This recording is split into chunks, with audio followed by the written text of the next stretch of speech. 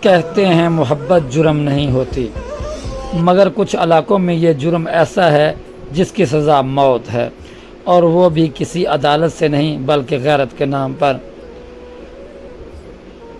یہ کہانی ہے شیتل اور زرگ کی، دو دل، دو انسان جنہوں نے صرف اتنا کیا کہ زندگی ساتھ جینے کا وعدہ کیا، مگر معاشرے کو یہ وعدہ پسند نہ آیا۔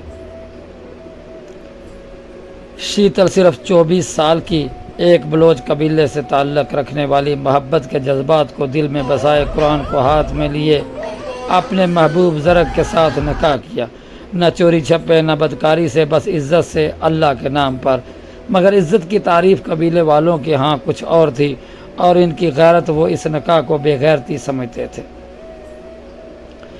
زرگ 35 سال کا مرد، شیتل کا محافظ، اس کا شوہر، اس کا ہم سفر۔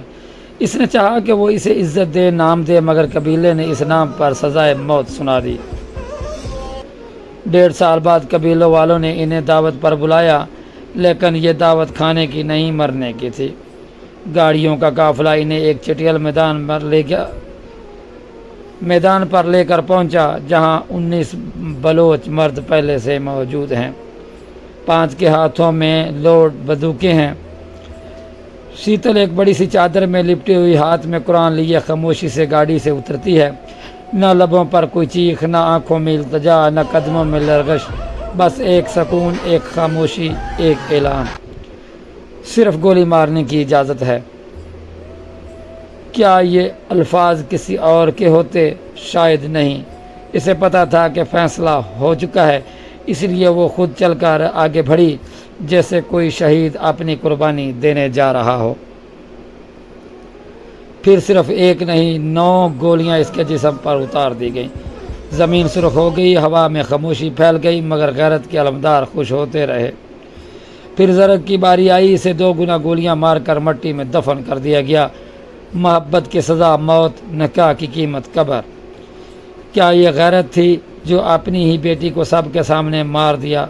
کیا وہ باپ غیرت مند تھا جو قرآن تھامے اپنی بیٹی کو مرتا دیکھتا رہا؟ نہیں، یہ غیرت نہیں، یہ ظلم ہے۔ اور یوں ایک اور بیٹی ہار گئی، ایک اور پگڑی جیت گئی، مگر ایک انسانیت مر گئی۔